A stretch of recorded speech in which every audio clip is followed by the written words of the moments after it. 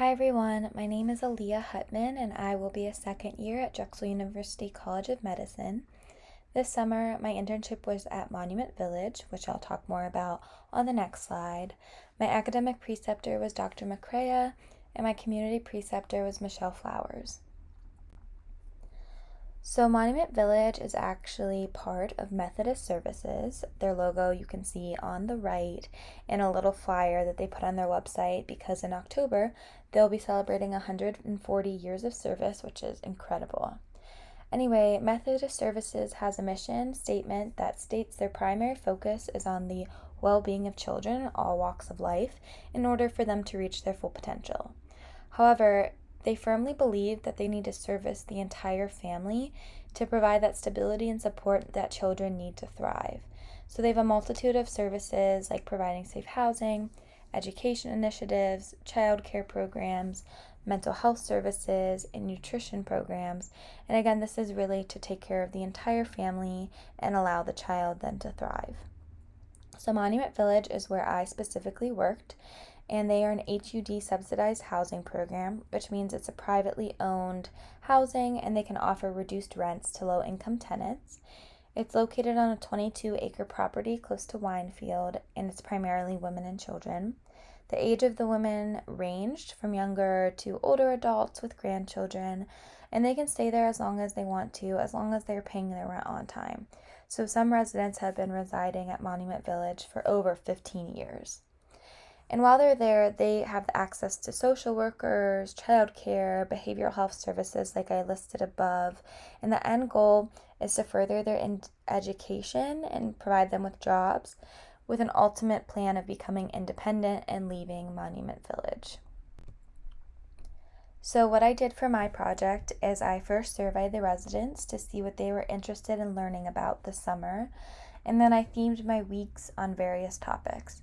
I want to acknowledge the fact that the women requested topics that have to do with self-empowerment, and I really think that speaks volumes of their character and their drive to improve their lives. So for example, I did a whole week on credit scores, what impacts it, and how to build your credit, on adult GED or high school diploma programs, and a huge one that the women were really interested in was first-time home buying programs in Philadelphia. Other themed weeks that I did was a week on COVID-19 and how Philadelphia planned to reopen, including the green zone and the yellow zone.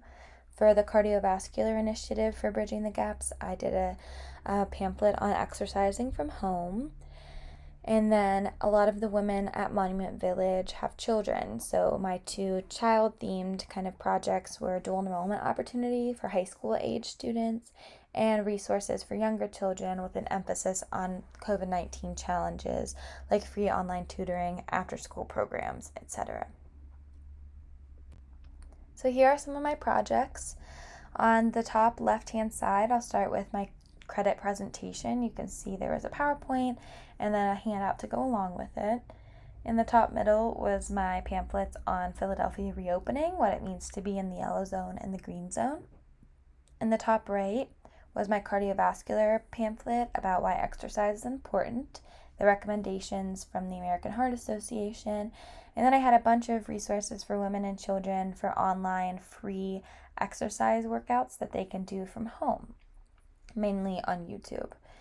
The bottom left, you can see my first slide for my intro to home buying presentation, and then next to it was my oral health initiative, which really touched on properly brushing and flossing your teeth and how oral health impacts your body. The next two white sheets, one was about the adult GED and high school diploma opportunities in Philadelphia, how to get in touch and enroll in those programs.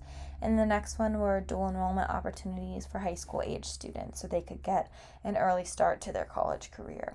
And lastly, on the bottom right, we have our smoking cessation initiative.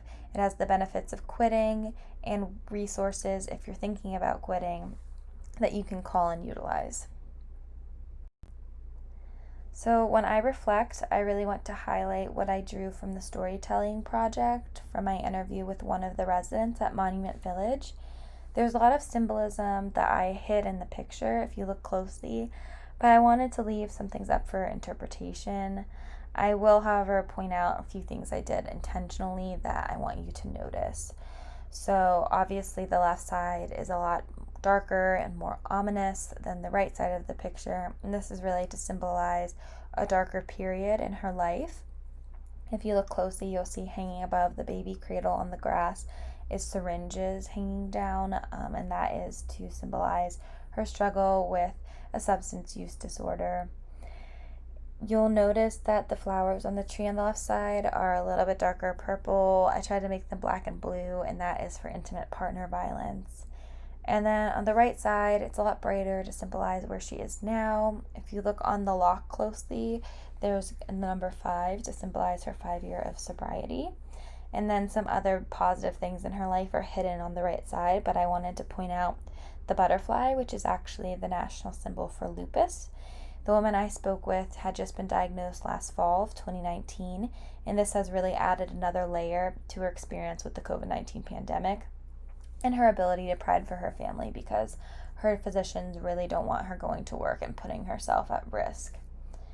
So the reason I wanted to highlight my storytelling project is because it was one of the stronger connections I made with a community member this summer, and it reminded me of why it's important to humanize issues such as substance use disorders, homelessness, intimate partner violence. In school, it's so easy to distance yourself from the many pandemics that are plaguing our nation and just focus on your schoolwork. But these issues are real, they are prevalent, and they demand attention.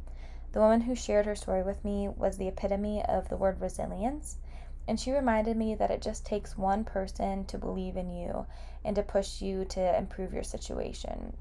I hope to be that person for my future patients and empower them to live their best lives in whatever capacity that means for them. So, thank you so much for listening, and I hope that you enjoyed my presentation.